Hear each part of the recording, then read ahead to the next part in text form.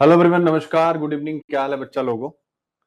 एक बार मुझे बताएं कि क्या मेरी आवाज आप सबको आ रही है और स्क्रीन आप सबको दिख रही है बहुत अच्छे से। तो अभी मैं आपके सामने नहीं हूं, बस जस्ट आने वाला हूं, लेकिन उसके पहले एक भूमिका मैं आपके सामने बनाना चाहता हूं। आप देख रहे होंगे बीपीएससी स्पेशल, बिहार की प्रसिद्ध कहावतें अब आईक्यू के साथ, यानी आज का जो ये सेशन होगा और इनफैक्ट कल का भी जो सेशन होगा वो बिहार का, चूंकि 70th बीपीएससी मेंस की डेट भी आ गई है, समय आ गया है, और जो कहावतें हैं उनको थोड़ा और एडवांस लेवल पर मैं ले जाऊं। और उसी एडवांस लेवल पर ले जाने के लिए, चूंकि मेरे पास मेंस के काफी बच्चे भी हो गए हैं, बिहार पीसीएस का जो 70th मेंस लिख रहे हैं, तो आज जितने भी एडिटोरियल हैं उन सभी एडिटोरियल्स को मैं बिहार की बहुत सारी कहावतों के साथ कनेक्ट करके सिखाऊंगा। तो जो भी स्टूडेंट स्वाभाविक रूप से इसमें इंटरेस्ट नहीं लेंगे, वो क्लास ऑब्वियस है 26-27 वाले वो ना देखें, क्योंकि ये बिहार पीसीएस स्पेशल है। लेकिन जिनको सीखने का, यानी प्रतिदिन कुछ न कुछ सीखने का एक मन में जज्बा रहता है कि यार सुनील सर कुछ न कुछ नया करते हैं, तो जिनको भी मेरा नयापन पसंद है वो जरूर देखें, चाहे आप बिहार के हों ना हो। आपको इससे सीखने को मिलेगा कि कैसे हम किसी चीज को कनेक्ट करते हैं। यानी पूरा एडिटोरियल ही है, इसमें कोई भी ऐसी चीज नहीं है जो आपको ये इस रूप में लगेगा कि पूरा एडिटोरियल, यानी लगभग 12 से 13 एडिटोरियल है जिसमें हम डिस्कस करेंगे प्रीवियस ईयर के बिहार की जितनी भी कहावतें हैं। जैसे धर्म के बिना विज्ञान नाइगर्ज है, विज्ञान के बिना धर्म अनहर्ज है। आप देख सकते हैं इस प्रकार के निबंध, पानी में मछरिया नौ नौ कुटिया बखरा, ये सब यूपीएससी पूछ चुका है। अगला सॉरी, बिहार पीसीएस पूछ चुका। अगला खेती आगे आगे, पछला खेती भागे जागे, मूस मुटई है लोढ़ा हुई है, ना हाथी ना घोड़ा हुई है, ये सब आ चुका है। और इन सब पर मैं विस्तार से आज चर्चा करूंगा अपने एडिटोरियल्स के साथ जोड़ करके। और आप सबको खुश होना चाहिए कि कल को आपका भी मेंस होगा तो आपके लिए भी ऐसे ही होगा। धोबिया कुकुर न घर के न घाट के, यानी आप ये देख सकते हैं, अनेर धुनेर के राम रखवार, आगू नाथ न पाछू पगहा, बिना छान के कूदे गधा, बिना समाज, ये तो एक हो गया। फिर अगला हो गया, बिना समाज के बोली हो सकेला का, बिना बोली समाज हो सकेला का। तो इस प्रकार की चीजें हैं। और इतना ही नहीं, ये तो प्रीवियस ईयर का क्वेश्चन है मेरे प्यारे बच्चों। अगर आप देखेंगे तो इस वर्ष का, यानी 70th बीपीएससी में अगर कुछ पूछा जाएगा प्रश्न, वो भी मैं आपके सामने पहले डाउनलोड करके फिर आकर के टॉपिक से कनेक्ट करता हूं तो और मजा आएगा।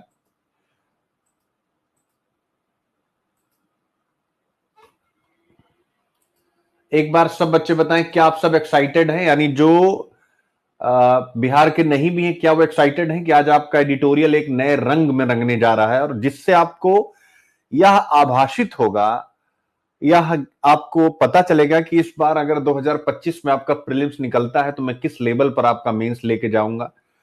Number one. नंबर टू, जिन जो 26-27 वाले, उनको और कॉन्फिडेंस आएगा कि यार सर इतना इनोवेट कर रहे हैं, इसका मतलब 26 या 27 हमारा सिलेक्शन फिक्स है।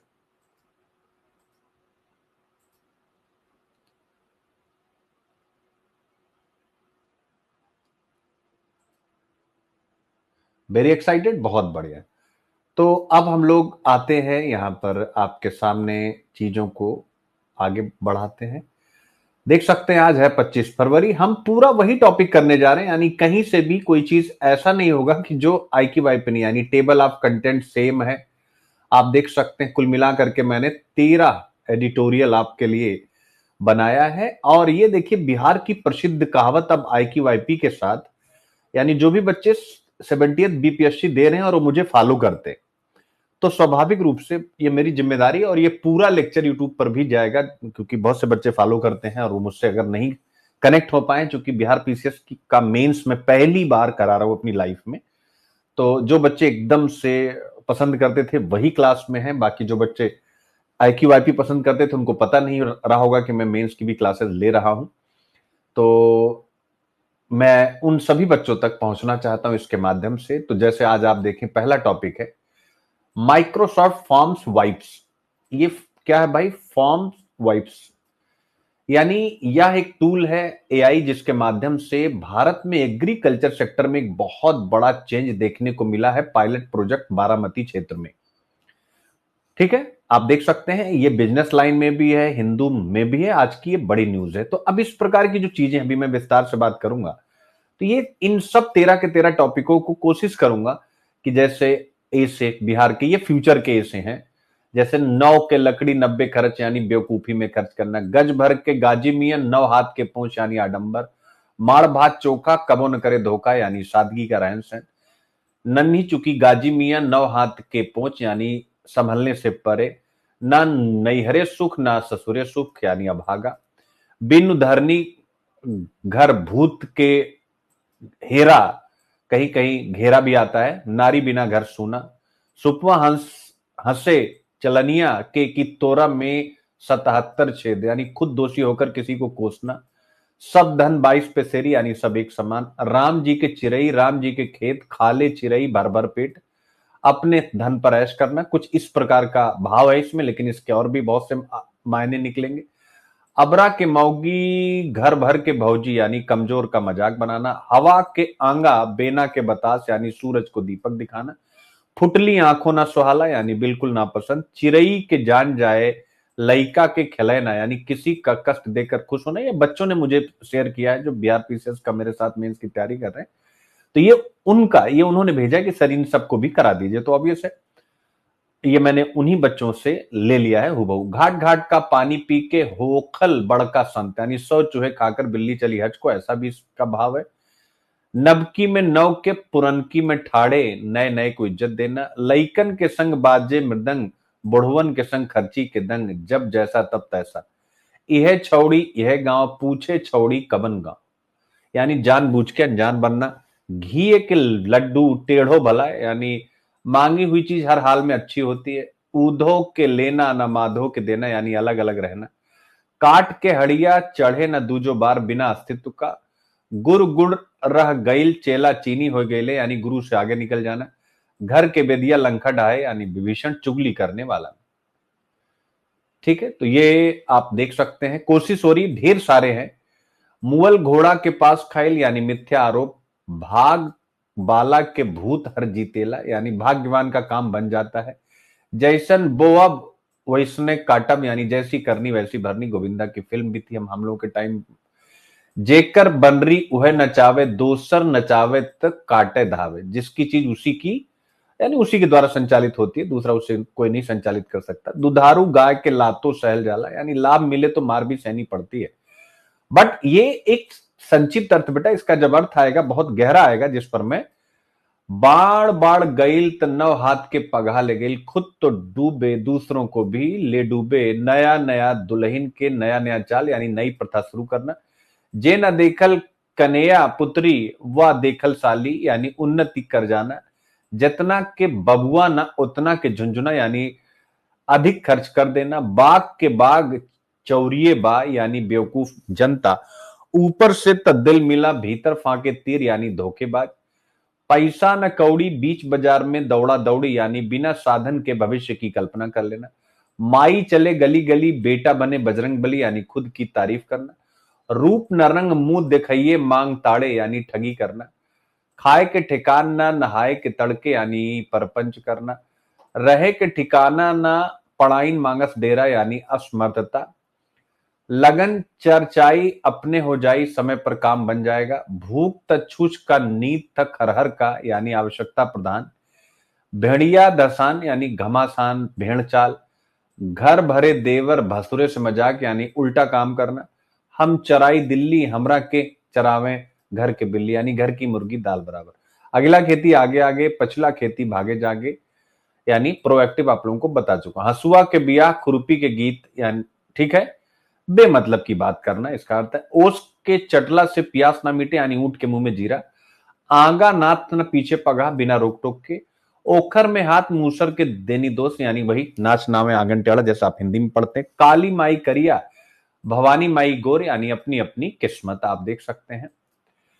फिर खेत खाप गदहा मारल जाए जोल्हा, किसी और की गलती की सजा किसी और को मिले, पानी में मछरिया नौनो कुटिया बखरा, ये सब मूस मोटैये लोड़ा हुई है, धोबिया कुकुर न घर के न घाट के, अनेर धुनेर के राम रखवान, इसे मैंने आपको बता ही दिया। जिसका कोई नहीं उसका तो खुदा है यारो।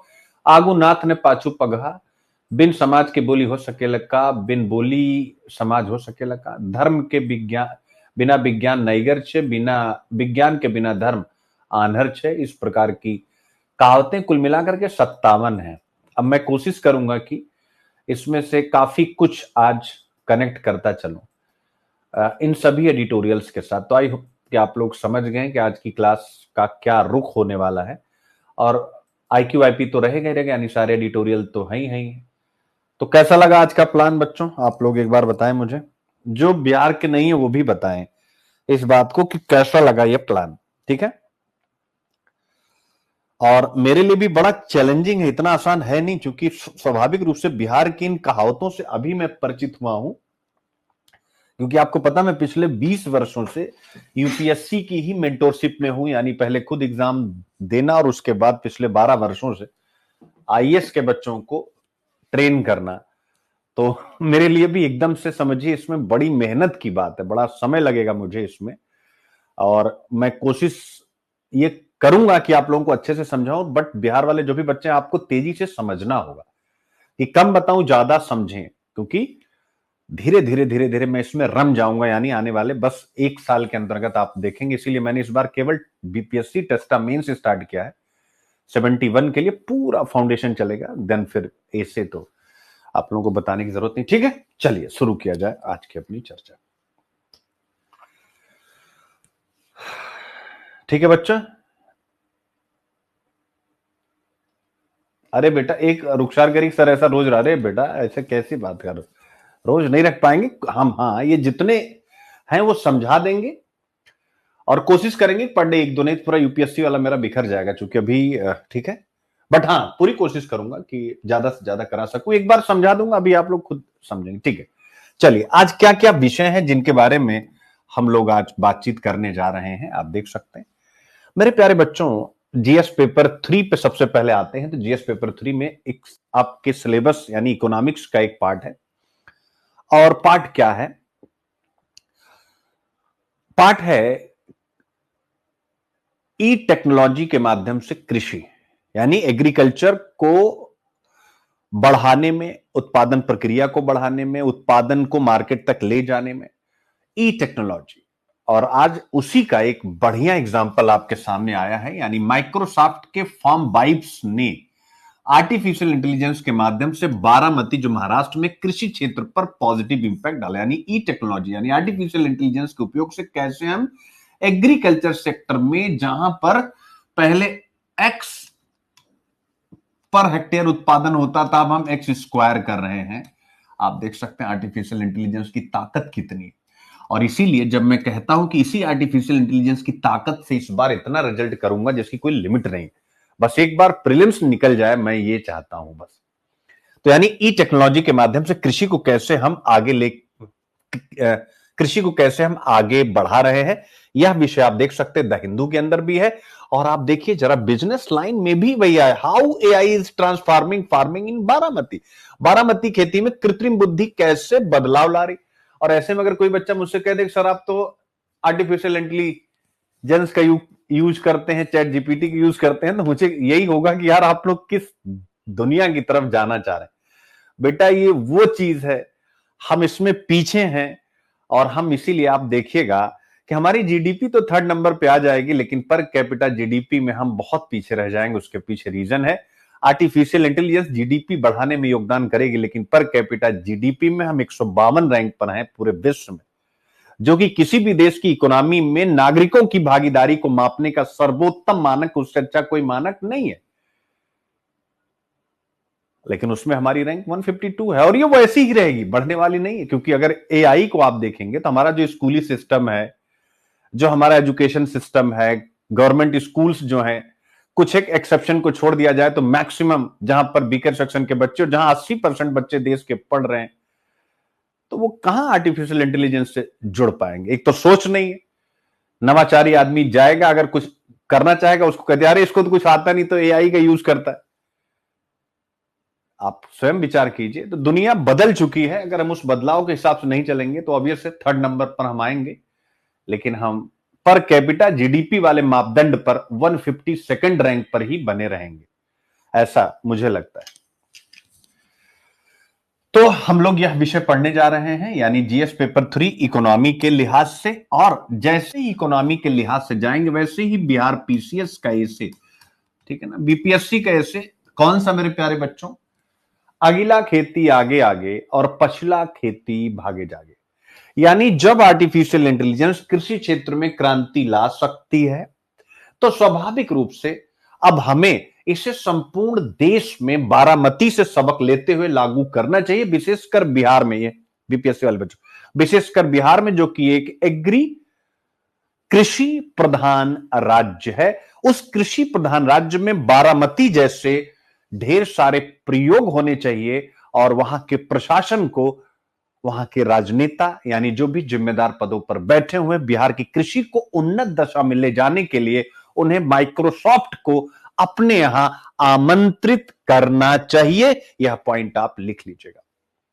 और वह निबंध भी आएगा, यानी धर्म के बिना विज्ञान वाला, और उसमें भी आप लिखिएगा, यानी ये विज्ञान का जो प्रोडक्ट है आर्टिफिशियल इंटेलिजेंस, अगर बारामती में कृषि उत्पादकता, एग्री प्रोडक्टिविटी जो इन कंपेयर वैश्विक स्तर पर भारत में बहुत कम है, यानी पर हेक्टेयर जितना हम उत्पादन करते हैं चाइना हमसे 3 गुना उत्पादन करता है अप्रोक्स, तो स्वाभाविक रूप से उस उत्पादकता को बढ़ाने में अगर बारामती में एआई सफल हुआ है तो बिहार के अंदर भी सफल होगा और देश में भी आप लिख सकते हैं। अभी मैं बीपीएससी की बात कर रहा हूं।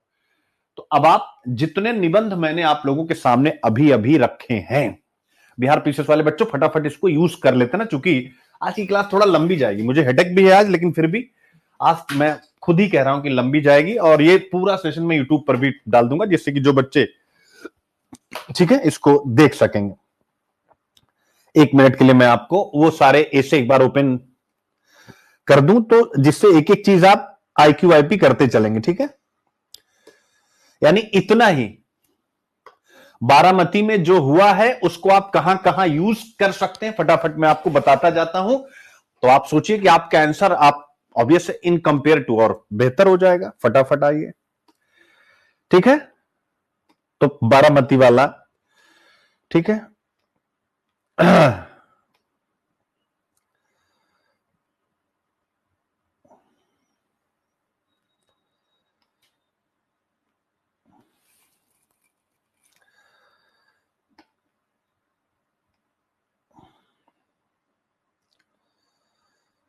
ठीक है, अब इधर देखिएगा, जैसे लिखा हुआ है दुधारू गाय के, एक एक टॉपिक के साथ मैं जोड़ता चलूंगा, एक के साथ मैंने जोड़ दिया है, बाकी के साथ ठीक रहेगा बच्चों।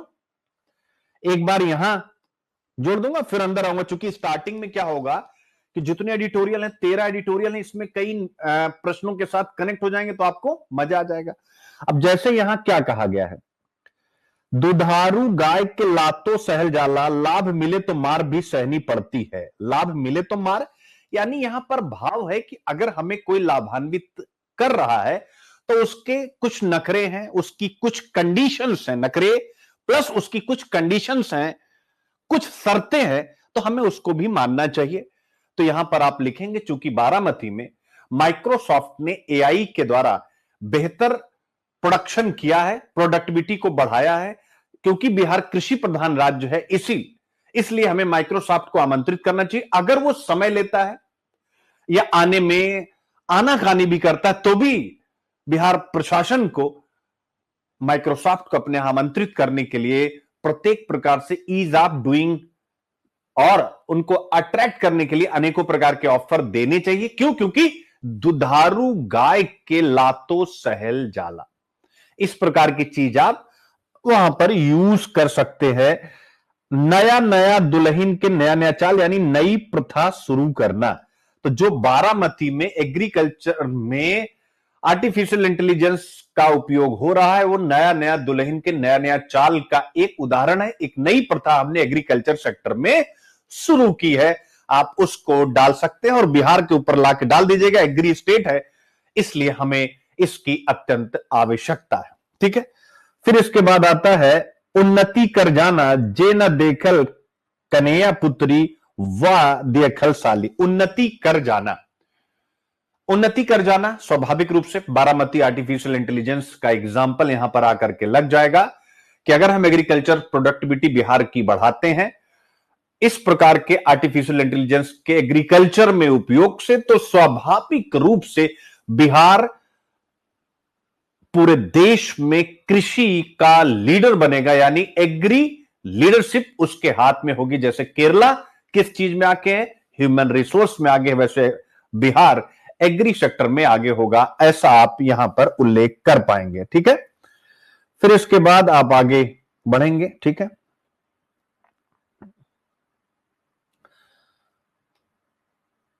ठीक है, बाकी आप अगला खेती आगे आगे मैंने बता ही दिया आपका। ठीक है,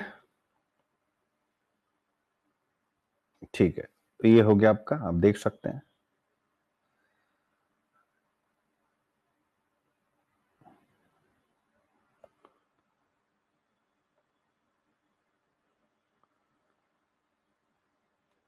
ठीक है,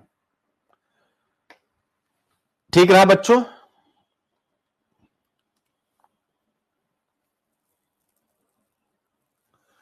देखो मुकेश कितना स्मार्ट है भैया, जो भी मुझे यूट्यूब पे देख रहे हैं बच्चे, ये नाम आप नोट कर लीजिए, मुकेश कुमार यादव। 2024 में पीसीएस का एक रिजल्ट में डिक्लेयर कर चुका हूं, आप लोगों के सामने एक बार फिर कर देता हूं। क्यों? इसलिए नहीं कि मैं पढ़ा रहा हूं, ये मेरे फाउंडेशन का भी बच्चा है, मेरे हर कोर्स का बच्चा है। इसने इतनी अच्छी बात लिख दी है कि सर बहुत अच्छा, सोचो अब बिहार पीसीएस का करा रहा हूं, इस बच्चे ने लिख दिया सर बहुत अच्छा है, यूपी पीसीएस के कंपलसरी में 30 नंबर, कंपलसरी हिंदी में 30 नंबर का मुहावरा आता है, उसको और भी अच्छी तरह से इससे लिख लेंगे। ये स्मार्टनेस ये होती है, जहां शिकायतें कम काम ज्यादा। किसने मुझे नहीं याद था कि कॉम्प्रिहेंशन, सॉरी बिहार में सॉरी यूपी में मुहावरों में भी इसका यूज हो सकता है, मैंने तो एकदम नहीं सोचा था, अब इस बच्चे ने सोच लिया। तो यही होता है कि आपको इतना सा मिले, इतना सा सोचिए और फिर दोनों लोग मिल करके आगे बढ़ेंगे। ठीक है, अब आता है मेरे प्यारे बच्चों, अच्छा एक बार सब बच्चे बताएं समझ में आया कि नहीं, जो बिहार के नहीं उनको भी समझ में आया कि नहीं कि बारामती में जो कुछ हुआ है, और इतना ही है, आगे एडिटोरियल बहुत, वो तो समझिए सामी पैटर्न, उसको आप खुद रट लेंगे, उसमें कुछ ऐसा है ही नहीं कि जो सभी बच्चे पर कमेंट किया करो, जिससे कि देखो मैं यार आप लोगों के लिए केवल ऐप पर क्लास ले रहा हूं, जैसे मतलब क्लास ना ऑफलाइन कितना आनंदित करने वाली होनी चाहिए। ऑफलाइन मतलब वो मत समझना 500 बच्चों में क्लास आनंदित नहीं होती। ठीक है, आ गया, समझ में आ गया, बस ये लिख मेरे, आप लिख देंगे हाँ सर मजा आया, समझ में आया, बस दैट्स इट। ठीक है, इससे फिर मुझे लगता है कि अब इसको और घुसता हूं। ठीक है, समझ आया, ठीक है प्रिंस, बहुत बढ़िया। अब आगे बढ़ते हैं, अगला टॉपिक आता है मेरे प्यारे बच्चों, अर्बन कोऑपरेटिव बैंक्स। आप सबको पता है शहरी सहकारी बैंकों को, यानी जो कोऑपरेटिव बैंक्स होते हैं उनको समस्या रहती है। आप देखेंगे अभी हाल ही में कोऑपरेटिव बैंक फिर से समस्या के अंतर्गत आया, आरबीआई की निगाह में आया। तो कोऑपरेटिव बैंक्स को क्या समस्याएं हैं आप देख सकते हैं। यानी पहली हम कोऑपरेटिव बैंक्स के साथ जुड़ी हुई समस्या पढ़ने, डिपॉजिट इंश्योरेंस इश्यू। अब जब हम शहरी सहकारी बैंक में एक समस्या, एक प्रॉब्लम पढ़ने जा रहे हैं मेरे प्यारे बच्चों, तो अगर यूपीएससी की दृष्टि से देखेंगे तो स्वाभाविक रूप से जीएस पेपर 3 इकोनॉमी में ये है ही है, ये जीएस पेपर 2 सरकारी नीतियों के साथ भी जुड़ा हुआ है। प्रीलिम्स के लिए कोऑपरेटिव पर हम लोग टॉपिक आपके लिए डिस्कस कर चुके हैं, लेकिन अभी हम स्वाभाविक रूप से आते हैं बिहार पे। तो मेरे प्यारे बच्चों, अब बिहार की कोई भी कहावत आती है जिसमें आप कोई प्रॉब्लम लिख रहे हैं, ठीक है ना, और उस प्रॉब्लम का आगे सॉल्यूशन लिखेंगे, तो समस्या में आप एज ए एग्जांपल शहरी सहकारी बैंकों के साथ जो मुद्दा वर्तमान में चल रहा है आप उसका उल्लेख कर सकते हैं। Courage to accept and dedication to improve are two keys to success, ये भी लिख सकते हैं। कैसे, आइए दिखाता हूं इसी विषय पर, यानी एक और टॉपिक आकर के देखिए। यानी ये आरबीआई ने क्या किया, शहरी सहकारी बैंकों के लिए छोटे मूल्य के ऋणों की सीमा बढ़ाई। ठीक है, यानी ceiling on small value loans. अब आगे अंदर हम विस्तार से पढ़ेंगे, यानी समस्या है एक, ये एक मुद्दा हो गया, लेकिन आरबीआई ने अर्बन कोऑपरेटिव्स में एक रिफॉर्म डाल दिया है। अब ये रिफॉर्म क्या है, इसकी क्या महत्ता है, यह विषय हम अभी आपके साथ डिस्कस करेंगे। तो कोई भी समस्या है, उस समस्या को कैसे हम समाप्त करेंगे, आप अगर कोई भी निबंध ऐसा है समस्या वाला, उसमें आप ये पॉइंट डील कर लेंगे, जैसे मैंने जितने भी पॉइंट आपको दिखाया, भी आगे विस्तार से बात करेंगे। फिर आते हैं मेरे प्यारे बच्चों, मोदी जी का एक स्टेटमेंट बड़ा महत्वपूर्ण इसमें आया हुआ है। उन्होंने कहा 10,000 जो हम एफपीओज हैं, यानी किसान उत्पादक संगठन है, फार्मर प्रोड्यूस ऑर्गेनाइजेशन है, आप सबको पता होगा। मोदी सरकार ने कहा था 10,000 किसान उत्पादक संगठन हम बनाएंगे, और मोदी जी ने कहा हमने बना दिया है। इसका मतलब है एक टारगेट अचीव हुआ। अब स्वाभाविक रूप से इस पर यूपीएससी आपसे प्रश्न पूछेगा, तो जीएस पेपर 3, चाहे वो यूपी पीसीएस का हो या बिहार पीसीएस का 70th का मेंस हो, तो जीएस पेपर 3 यूपीएससी का जो एग्रीकल्चर वाला एफपीओ है, एफपीओ आपसे कभी भी पूछा जा सकता है। यानी ये यूपी पीसीएस के लिए भी इंपॉर्टेंट हो गया, बिहार पीसीएस के लिए भी, चूंकि एक बहुत बड़ी अचीवमेंट की बात हो रही। तो इकोनॉमिक्स में एग्रीकल्चर, ठीक है, किसानों की सहायता के लिए जो भी सरकार की तरफ से इनिशिएटिव्स हैं। जीएस पेपर 2 सरकारी नीतियां, गवर्नेंस, ये मैं लगाने लगा हूं, क्योंकि सरकारी नीतियों वाली यूनिट आपको लगानी चाहिए। और फिर प्रीलिम्स के लिए पढ़ेंगे एफपीओ मेरे प्यारे बच्चों, और ऐसे के लिए तो आ ही जाएगा कि भारत में अधिकतर किसानों के लिए कृषि जीवन निर्वाह का सक्षम स्रोत नहीं है। ऐसे में किसान उत्पादक संगठन किस प्रकार से किसानों के लिए कृषि को लाभकारी बनाने में महत्वपूर्ण भूमिका निभा रहे हैं, यह विषय हम यहां पर डिस्कस कर देंगे। तो ये जो एफपीओ है, ये क्या है? क्या हम ये नहीं कह सकते हैं अनेर धुनेर के राम रखवार, यानी जिसका कोई नहीं उसका तो खुदा है यारो। तो अनेर धुनेर यानी जिसका कोई नहीं है, यानी अगर कृषि के सामने संकट है, खासकर 70% किसान जो मार्जिनल है हिंदुस्तान के संदर्भ में, और बिहार में भी यही आंकड़ा है, तो उन किसानों के लिए सरकार ने किसान उत्पादक संगठन बनाए। 10,000 बनाने का लक्ष्य मोदी सरकार ने रखा, उन्होंने ये अचीव किया।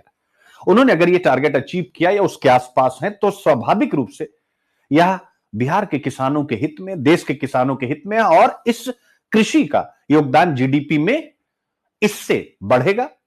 और स्वाभाविक रूप से हम इसे कह सकते हैं यह क्या है, यानी जो निबंध मैंने बोला उसमें आप यूज कर लीजिए। इसे आप प्रोएक्टिव भी कह सकते हैं, अगला खेती आगे आगे प्रोएक्टिव होकर के, और अनेर धुनेर के राम रखवार, यानी जहां पर भी समस्या है सरकार वहां खड़ी है। किसान उत्पादक संगठन इस बात का उदाहरण प्रस्तुत करते हैं। ठीक है, क्लियर हो गया बच्चे? तो आपको बस क्या करना है आज इन सभी में, और अब मैं जब तक बिहार का ये जो कहावतें हैं ना, चूंकि बच्चों को कहावतों में ही ईश्वर, चूंकि आपको पता है जो भी बीपीएससी का, तो मैं यूपीएससी का ढेर सारा इसे अपने यहां ऐप पर मेरे है, बच्चे आ रहे हैं एडमिशन ले रहे हैं और इसे देख रहे हैं, और सभी लोग सेटिस्फाई हैं। तो कहने का मेरा मतलब यह है कि रोज ही जिक्र करूंगा, इसी बहाने मुझे ये 30-35 कहावतें याद हो जाएंगी, फिर अगली साल से एकदम आईक्यू आईपी में धमाधम कुछ भी पढ़ाते समय आता जाएगा। ठीक है, आगे बढ़ते हैं। भारत के जीसीसी एआई अर्थव्यवस्था का नेतृत्व कर सकते हैं, इस विषय पर जीसीसी पर हम आपको विस्तार से बहुत कुछ पढ़ा चुके हैं, तो इसको भी लेंगे और आपको विस्तार से बताएंगे। एआई पूरी दुनिया को लीड करने जा रहा है बेटे, इसलिए इसको अपनी लाइफ में इंट्रोड्यूस करना सीखना है। लेकिन मेंटोरशिप के साथ, अगर आप कॉम्पिटिटिव एग्जाम में हैं, क्योंकि सेल्फ करेंगे तो डगमगाएंगे, इसीलिए मैंने मेंटोरशिप, आप सोचो मैं जैसे अगला खेती आगे आगे पछला खेती भागे, मैं कितना प्रोएक्टिव हूं। अब वो अलग बात है, जब तक मैं बड़ी संख्या में रिजल्ट नहीं करता हूं तब तक रेलिवेंसी में अपनी मानता नहीं, तो वो भी मैं 25 में करने जा रहा हूं, ढेर सारी संख्या में रिजल्ट।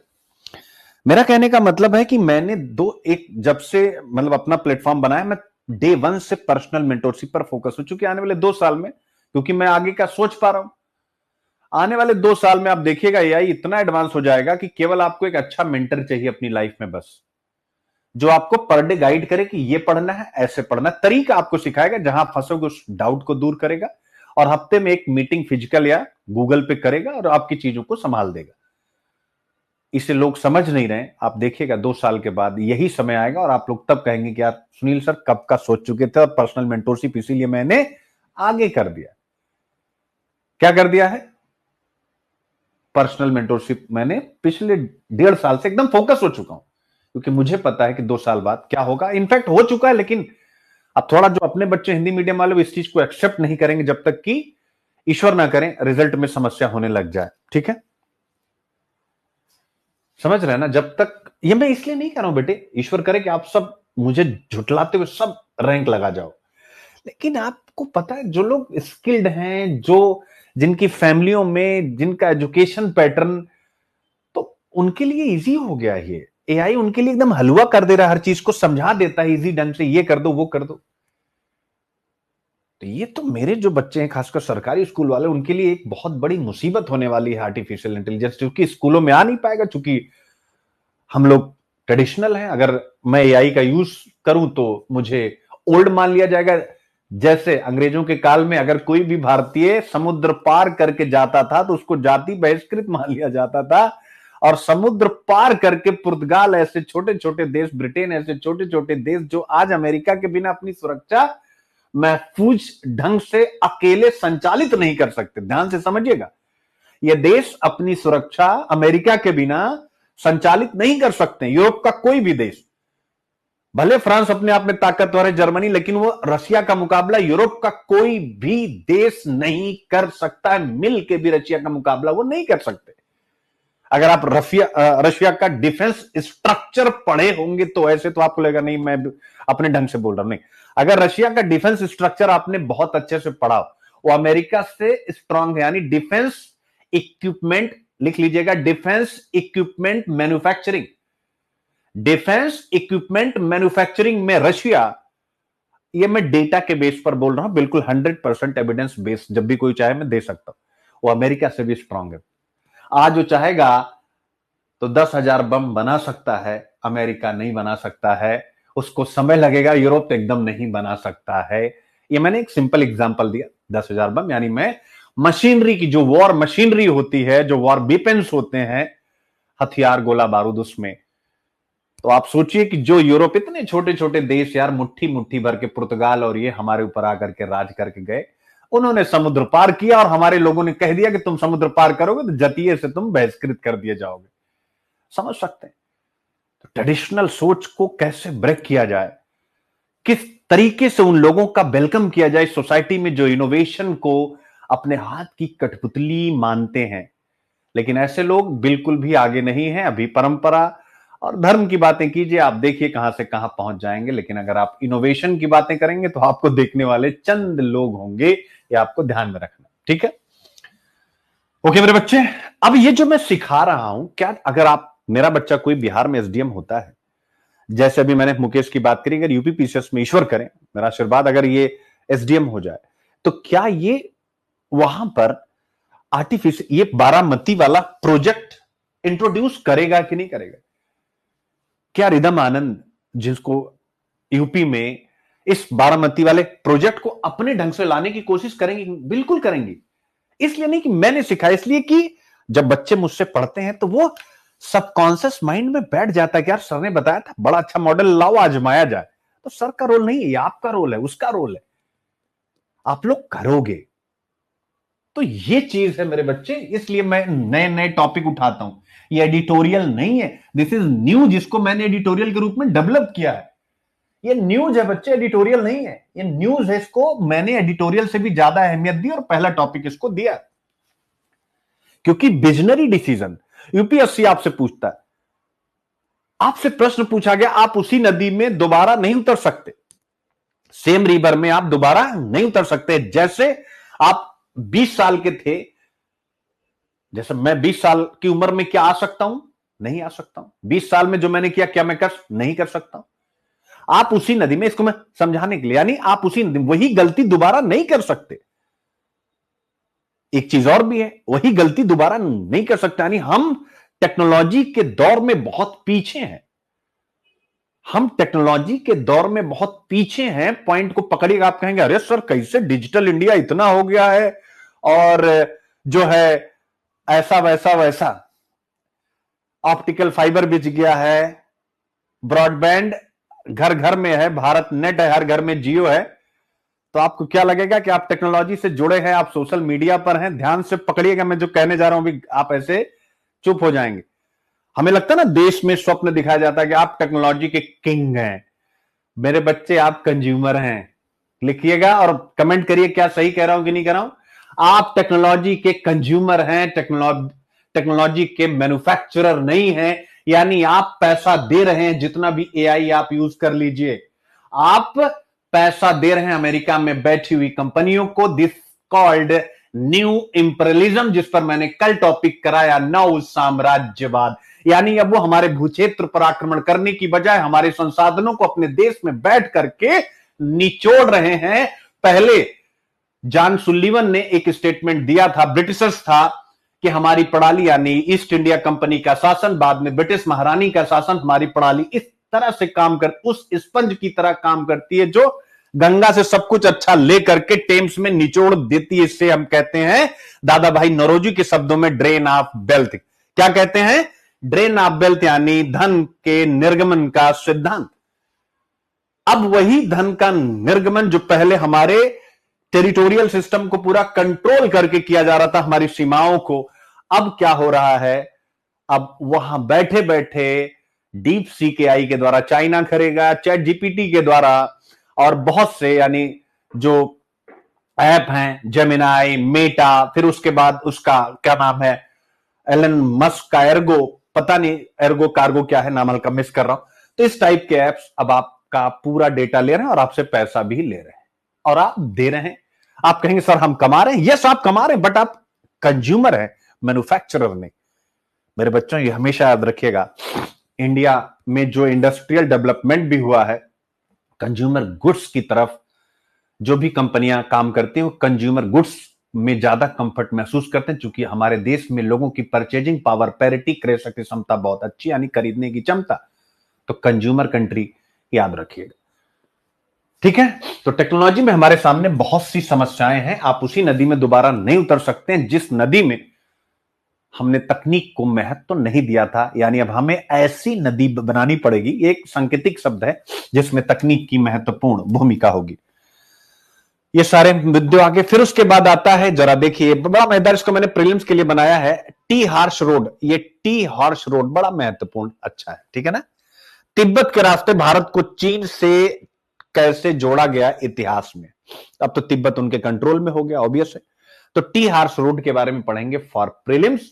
अब आप कहेंगे कि इसको कैसे यूज करेंगे, इसको भी हम आपको बिहार पीसीएस के एसे में और यूपीएससी में आपसे पूछा था, अतीत मानवीय चेतना एवं जीवन मूल्यों का अस्थायी आयाम होता है। देख सकते हैं, हम अतीत की जब भी चर्चा करते हैं, पास्ट की, इतिहास की, तो ये जो भी चर्चा हम करने जा रहे हैं कि ऐतिहासिक टी हॉर्स रोड ने तिब्बत के रास्ते भारत को चीन से जोड़ा। आज अगर हम इसको पढ़ रहे हैं, आज इस पर चर्चा हो रही है अखबारों में, तो स्वाभाविक रूप से यह अतीत मानवीय चेतना एवं जीवन मूल्यों को अस्थायी रूप से जोड़ने वाला एक माध्यम है, ठीक है ना। अतीत यानी इतिहास, आप यहां से देख सकते हैं। फिर ऑब्वियसली टी हॉर्स रोड हम प्रीलिम्स के लिए, कंटेंट आपका प्रीलिम्स के लिए ही बनाया गया। अब आगे बढ़ते हैं, फाइबर उत्पादन में अग्रणी लेकिन विकास और निर्यात में पिछड़ापन, भारत के कपड़ा उद्योग की परेशानी। अब परेशानी है तो कपड़ा उद्योग की परेशानी आप सबको पता है, ये सेक्टर लेबर इंटेंस है, खूब रोजगार देता है, इसकी समस्याओं पर हम बातचीत करेंगे। और फिर स्वीकारोक्ति का साहस, करेज टू एक्सेप्ट, निबंध में और बिहार पीसीएस के भी निबंधों में इसको जोड़ेंगे। डॉक्टरों ने पहली बार गर्भ में आनुवांशिक विकार का इलाज कैसे किया, ये प्रीलिम्स के लिए, चूंकि this is the first time हुआ है मेरे प्यारे बच्चों, genetic disorder in the womb. तो कोई भी जब पहली घटना घटती है तो प्रीलिम्स के लिए महत्वपूर्ण हो जाती है। और ये विज्ञान, यानी जो बिहार में प्रश्न था कि अगर धर्म ना हो तो विज्ञान आन्हर है, तो आप देख सकते हैं यहां पर विज्ञान ने जो किया है, स्वाभाविक रूप से उसका इस्तेमाल अच्छाई के अर्थ में किया जा रहा है। और वो अच्छाई क्या है? पहली बार गर्भ में जेनेटिक डिसऑर्डर का इलाज विज्ञान के द्वारा किया जा रहा है, आप उसका उल्लेख कर सकते हैं। और फिर उसके बाद आप देख सकते हैं क्या हो गया, स्वायत्त पहल ने परिवर्तनकारी प्रभाव के 6 वर्ष पूरे होने का जश्न मनाया। क्या है, प्रीलिम्स के लिए पढ़ेंगे और फिर उसकी बातचीत करेंगे। ये है यूपी पीसीएस, यानी मैंने कहा था 2025 आईएएस, जब मैंने अपना प्लेटफॉर्म बनाया था तो मैंने कहा था आईएएस 2025 के लिए मैं एडमिशन लूंगा। वहीं पर मैंने कहा था यूपी पीसीएस 2025 के लिए, यानी पूरा डिटेल, और वहीं पर मैंने कहा था बिहार पीसीएस 2025, सॉरी बीपीएससी। तो अब ये समय आ गया है, आप सब लोग, तो यूपी पीसीएस का नोटिफिकेशन आउट है, आप सब कनेक्ट हो जाएं। 1 मार्च को मैं इस पर वर्कशॉप लेने जा रहा हूं, 1 मार्च को। और आप लोग जो भी मेरी शैली में पढ़ना पसंद करते हैं, आपको 1 मार्च तक पूरा डिटेल आपके सामने आ जाएगा, आप एडमिशन लेना शुरू कर सकते हैं। ठीक है। और ये हमारा लर्निंग ऐप है, इसको आप डाउनलोड कर लें। iOS पर भी अवेलेबल है और उसके साथ साथ आप एंड्रॉयड पर भी अवेलेबल है। ठीक है, चलिए। बारामती में खेती में कृत्रिम बुद्धि कैसे बदलाव ला रही है, अब इस विषय को ओपन करते हैं और फिर इसको बिहार पीसीएस के एसे के साथ हमने जोड़ दिया है, उन सभी के साथ इसको एक बार फिर से जोड़ने की कोशिश करते हैं।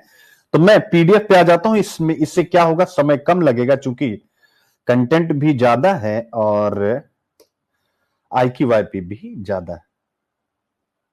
प्रेम कुमार कह रहे हैं sir I am getting goosebumps by this. अभी बेटा प्रेम कुमार पांडे कह रहे हैं कि सर क्या क्या लिखे हो भैया, I am getting goosebumps by this. बेटा अभी और भी गूज बम्स होंगे, चिंता मत करो, थोड़ा समय और दो मुझे। अगर प्रीलिम्स फंसा दिए तो लिख लो, यही कह रहा हूं, अगर केवल 10 दिन में पूरा मेंस पढ़ा के हाथ में ना रख दिया, जीएस पेपर 1 2 3 4 ए से, और केवल 3 महीना कॉपी चेक करूंगा इससे बैठ, और कॉपी ऐसे नहीं चेक करूंगा कि आप व्हाट्सएप पे भेज देंगे, यहीं बैठ करके तपस्या करनी है मुझे आप सबके साथ जून जुलाई अगस्त में।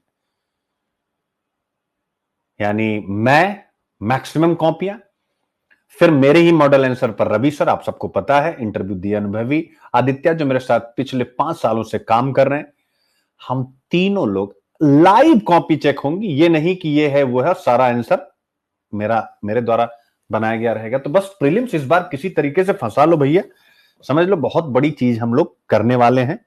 और इसीलिए यूट्यूब पर मैं जो बच्चे हैं उनको यही कह रहा हूं कि एक बार अगर तुम्हें 25 में करने का मन है तो एक बार आओ, और अगर हमसे कहीं अच्छा है तो फिर आप वहां जाइए। बिल्कुल भाई, उसके पीछे रीजन है, चूंकि कंपटीशन है, जो आपके लिए बेस्ट हो उसी को अपनाइए, पसंद नापसंद अपनी छोड़ दीजिए, सिंपल सी बात है। क्या मैं सही कर रहा हूं बच्चों? पसंद नापसंद अपनी आप छोड़ दीजिए। ठीक है, अब हम आते हैं, मैंने ओपन कर लिया है अपने फोन के अंदर भी मेरे प्यारे बच्चों, जिससे कि मैं मतलब बिहार पीसीएस के निबंध पे 2-3 निगाह रख सकूं। ठीक, क्योंकि मुझे याद नहीं है, टू बी ऑनेस्ट।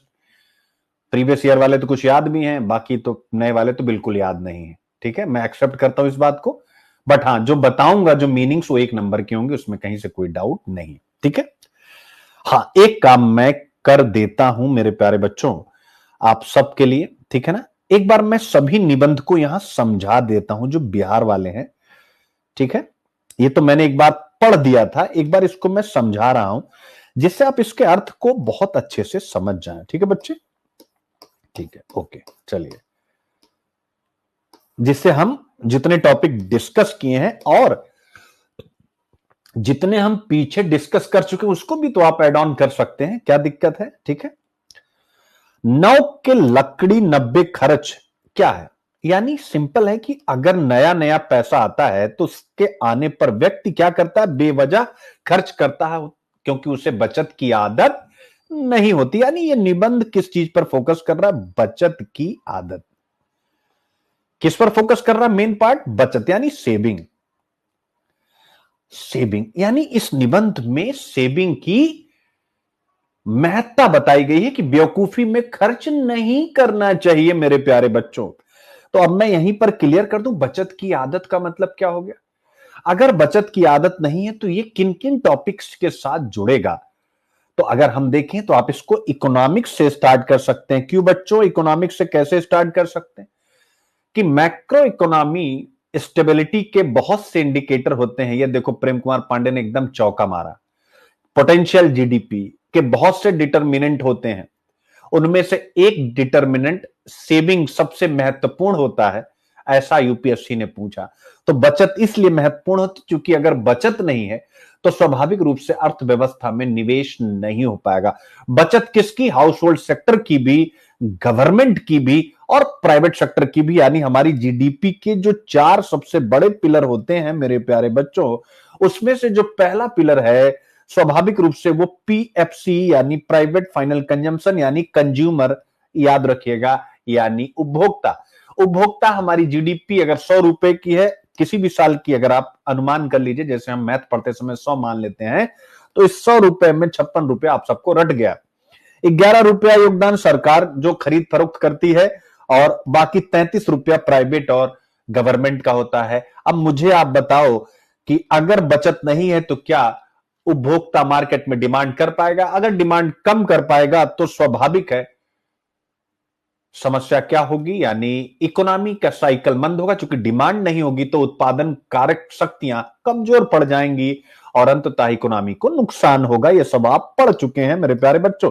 अब दूसरा पूछना चाहता हूं कि अगर बचत नहीं है यानी सरकार का राजकोषीय घाटा, यानी यह निबंध सरकार के राजकोषीय घाटे यानी फिजिकल डेफिसिट की भी बात करता है कि बेवकूफी में खर्च नहीं करना चाहिए, क्योंकि अगर सरकार का राजकोषीय घाटा बड़ा होगा एफआरबीएम एक्ट के अकॉर्डिंग, अगर हम उससे काफी ऊपर चल रहे हैं तो स्वाभाविक है सरकार के पास इंफ्रा पर, विशेषकर फिजिकल इंफ्रा पर पैसा खर्च करने के लिए धन कम है। सोशल इंफ्रा पर खर्च करने के लिए उसे कहीं ना कहीं मैनेजमेंट करना पड़ेगा और उसे कम खर्च करना पड़ेगा। तो अगर फिजिकल और सोशल इंफ्रा पर खर्च नहीं होता है तो इंफ्रा क्या होता है, यानी जीडीपी का बेस बैकबोन होता है। पुनः जीडीपी कमजोर हो जाएगी मेरे प्यारे बच्चों। इसी प्रकार से अगर गवर्नमेंट के पास यानी फिजिकल डेफिसिट ज्यादा है तो स्वाभाविक रूप से वह जो क्या करेगी, अपने खर्च में कटौती कर देगी। तो 11% योगदान जो सरकार अपने प्रशासन को चलाने के लिए वस्तुओं एवं सेवाओं की खरीद करती है उसका भी योगदान रहता है। तो स्वाभाविक रूप से यहां पर भी डिमांड घटेगी। परिणाम क्या होगा आप सबको अच्छे से पता है, समस्या हो जाएगी। तो इसीलिए कहा जाता है बेवकूफी में खर्च नहीं करना चाहिए, हमें बचत पर, हमें राजकोषीय मैनेजमेंट पर काम करना चाहिए। यह ना केवल किसी देश की इकोनॉमी के लिए अपितु स्वाभाविक रूप से किसी एक व्यक्ति के लिए या व्यक्तियों के लिए भी उतना ही महत्वपूर्ण होता है मेरे प्यारे बच्चों। तो आई होप एक बार मुझे बताएं, समझ में आ गया? 9 के लकड़ी 90 खर्च, यानी इस तरीके से आप शुरुआत कर सकते हैं। आप सोचिए जो है यह निबंध किस लेवल पर आप लेकर के जाएंगे। क्लियर है? अब ऐसे ही जो अर्बन कोऑपरेटिव्स वाला अभी टॉपिक आएगा वो इसी का उदाहरण होगा। यानी जो बैंकों का एनपीए है या जो अर्बन कोऑपरेटिव्स का एनपीए हो गया, तो क्या ये बेवकूफी में खर्च करने का उदाहरण नहीं है कि नहीं? यानी आपने जानबूझकर अपने खाते का मैनेजमेंट खराब किया। तो 9 की लकड़ी 90 खर्च। एनपीए क्या है, अर्बन कोऑपरेटिव्स की समस्याएं क्या है या कोऑपरेटिव बैंक्स की समस्याएं क्या है, तो अर्बन कोऑपरेटिव्स वाले के साथ इसको जोड़ लीजिएगा। ठीक है? गज भर के गाजी मियां 9 हाथ के पोंछ, यानी व्यक्ति की अपनी हैसियत से ज्यादा दिखावा करना। तो ये तो व्यक्ति की यानी ये पर्सनालिटी के ऊपर डिपेंडेंट है। ठीक है? और मुकुटधर पांडे साहित्यकार प्रसिद्ध कहते हैं कि वही व्यक्ति आधुनिक है जो अपने आमदनी और खर्च का अनुपात जानता है। तो स्वाभाविक इसका जब जिक्र आएगा तो कर लेंगे। क्या है, माड़ भात चोखा कबो न करे धोखा, याद रखिएगा, यानी सादगी का रहन सहन। तो ये पर्सनालिटी बेस्ड निबंध है। सादगी का रहन सहन यानी जितने भी संत महात्मा प्राचीन काल से आप उठाइएगा आज तक का, तो सादगी का रहन सहन, चाहे गांधी हो, जो है रतन टाटा तक की यात्रा, प्राचीन काल से महात्मा बुद्ध से लेकर के जो भी आप, तो ये अलग है, अभी इसका यहां पर रोल नहीं है।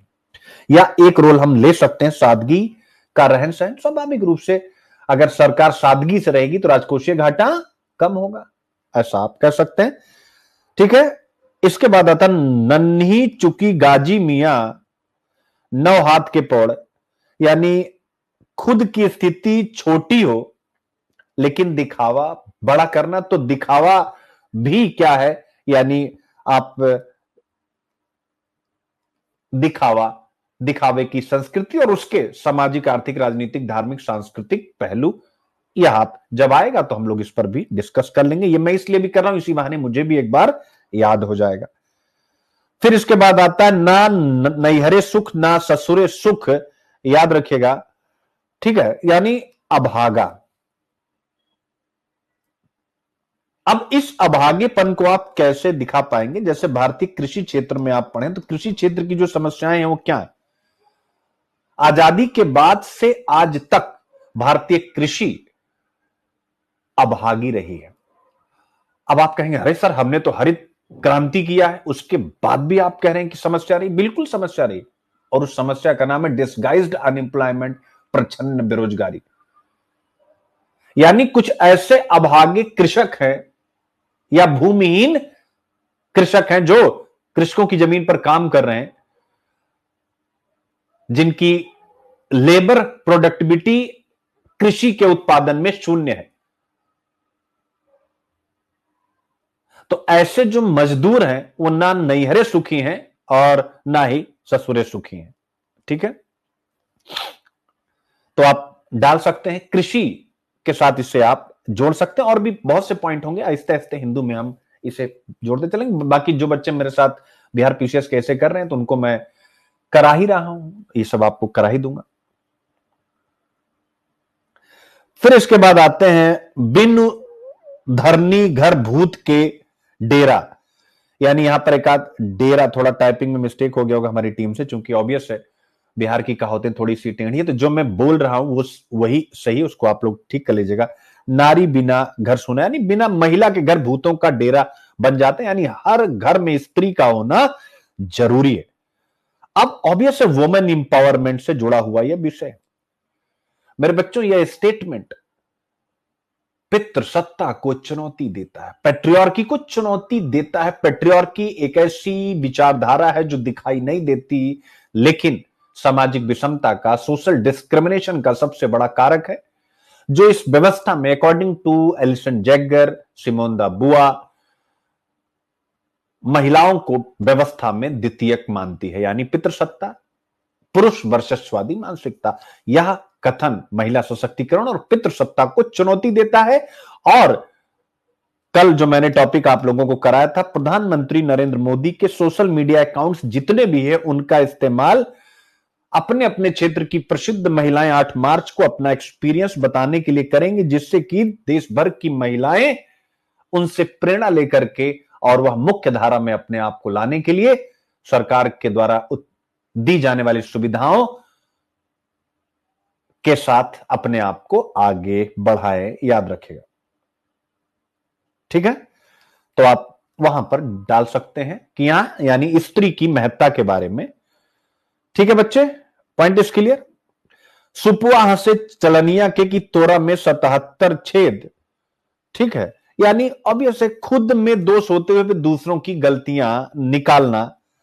ठीक है, जैसे अब इसको आप कैसे लिख सकते हैं, जैसे अब कल भारत ने पाकिस्तान को हरा दिया, तो पाकिस्तान को अगर हम याद करें तो पाकिस्तान की जो फॉरेन पॉलिसी है वो यही है, सुपुआ हंसे चलनिया के की तोरा में 77 छेद।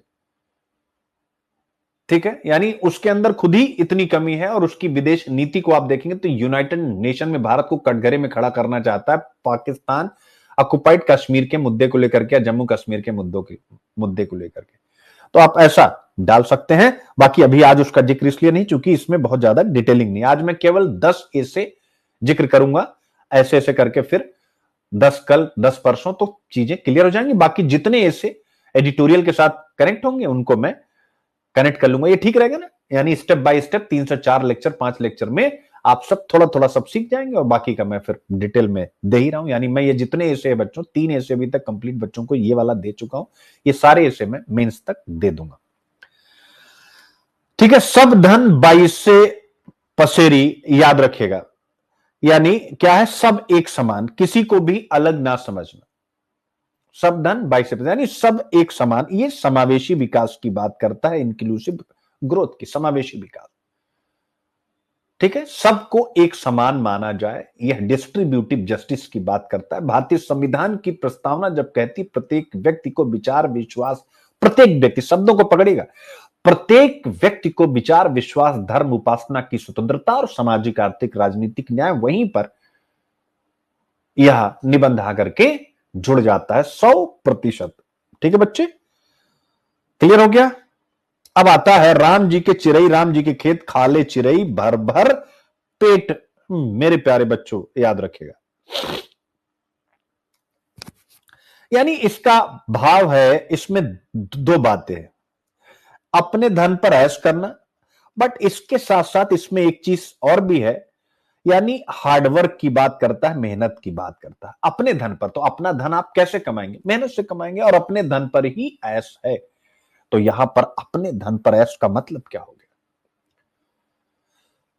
आप इसको ऐसे समझिएगा कि जैसे हम जब आईएमएफ से कर्ज लेते हैं, चाहे हमने 1991 में जब हमारा बैलेंस ऑफ पेमेंट का संकट आ गया था, या अभी श्रीलंका का आया, तो जब आईएमएफ से हम बेल आउट पैकेज लेते हैं तो आईएमएफ बेल आउट पैकेज तो देता है, लेकिन वो सरकार के खर्च पर जबरदस्त नियंत्रण रखता है। यानी अगर आप सड़क, ऊर्जा, परिवहन इस पर इन्वेस्टमेंट चाह रहे हैं तो आईएमएफ की मर्जी से ही कर पाएंगे, और सोशल इंफ्रा पर तो आप खर्च कर नहीं सकते, ऐसा उनकी शर्त रहती है। यानी प्रधानमंत्री गरीब कल्याण अन्न योजना उस समय भारत सरकार लागू ही नहीं कर सकती थी, क्योंकि उस पर, क्योंकि वो उत्पादक तो है नहीं। तो इसीलिए कहा जाता है कि अपने धन पर ऐश, यानी हम आईएमएफ जैसे संस्थाओं से बेल आउट पैकेज लेकर के उनके नियंत्रण में अपनी अर्थव्यवस्था चलाने से अच्छा है कि हम स्वयं अपने आप को आत्मनिर्भरता की तरफ लेकर के चले। और अब इसमें पूरा आत्मनिर्भर भारत का पूरा जो मॉडल है वो आप यहां पर डाल सकते हैं, अपने धन पर ऐश, सिंपल सी बात। ठीक है। अबरा के मौगी, घर घर के भौजी, स्वाभाविक रूप से इसका मतलब होता है कि कमजोर का मजाक बनाना। तो अब ये तो बताने की जरूरत है, हर एक कमजोर व्यक्ति का मजाक बनता ही बनता, इसलिए यहां पर संदेश है कि अपने आप को शक्तिशाली बनाए, ताकतवर बनाए, जैसे आप लिखिएगा भारत ने बनाया। अब अगर भारत की विदेश नीति का एक क्वेश्चन मैं यूपीएससी का यहां रख दूं तो आप इस टॉपिक को 100% समझ जाएंगे। क्या प्रश्न था भाई 2019 में, कि अब भारत उपेक्षित, उत्पीड़ित राष्ट्रों का मुखिया नहीं है, अब वैश्विक स्तर पर उसकी अपनी एक नई भूमिका सुनिश्चित हो चुकी है। ऐसा प्रश्न पूछा था कि नहीं पूछा था? तो ये जो प्रश्न है वही इसका उत्तर है, यानी वही चीज आपको लिखना है यहां पर, कि यह कहावत या संदेश देती है कि हमें हमेशा ताकतवर बनने की तरफ अग्रसर होना चाहिए। और अगर हम भारत की आजादी के बाद की यात्रा देखें तो आज हम विश्व की 5वीं सबसे बड़ी इकोनॉमी है, तीसरी हम परचेजिंग पावर इकोनॉमी है, 2047 में हमने डेवलप होने का लक्ष्य रखा है। आज संपूर्ण विश्व को हम विभिन्न मामलों में गाइड दे रहे हैं। तो स्वाभाविक रूप से भारत के ऊपर यह कहावत अपने एसेंस में, अपने सार में पूरी तरह चरितार्थ होती दिखाई देती है। ठीक है, हो गया बेटा। तो 10 आज रोकते हैं, फिर ऐसे ऐसे करके 4-5 दिन में सब लपेट लेंगे। ठीक है, अब हम आगे बढ़ते हैं, बाकी जो आता जाएगा वो अपन करते जाएंगे। ठीक है ना।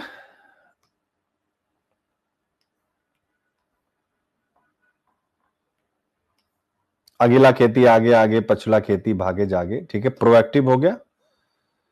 ठीक है, ऊंट के मुंह में जीरा, ये सारी चीजें हैं, आप पढ़ते चलेंगे। अब हम आते हैं यानी आज के पहले टॉपिक पर मेरे प्यारे बच्चों। ठीक है, कैसा लग रहा है एक बार मुझे बताएं, फीलिंग कैसी आ रही है? और फीलिंग के साथ यानी मार्च में हमारे नए बैचेस आ रहे हैं, ए से जीएस फाउंडेशन, ऑप्शनल हिंदी और हिस्ट्री, ऑप्शनल मेंटोरशिप यानी PSIR, sociology, geography, the Hindu, Indian express, editorial, ये सब। तो आप लोग जरूर जुड़े। ये सेशन विस्तार से देखने के लिए आप सब्सक्रिप्शन ले सकते हैं, ये सब्सक्रिप्शन का प्लान दिया गया है, और ऐप पर आकर के पूरा लेक्चर आप देख सकते हैं। बारामती में खेती में कृत्रिम बुद्धि कैसे बदलाव ला रही है? माइक्रोसॉफ्ट फार्म वाइप्स ने एआई के माध्यम से बारामती कृषि क्षेत्र पर प्रभाव डाला है। आइए पहले मुद्दा समझते हैं और फिर उसके बाद आगे बढ़ते हैं। जरा आप पढ़िएगा।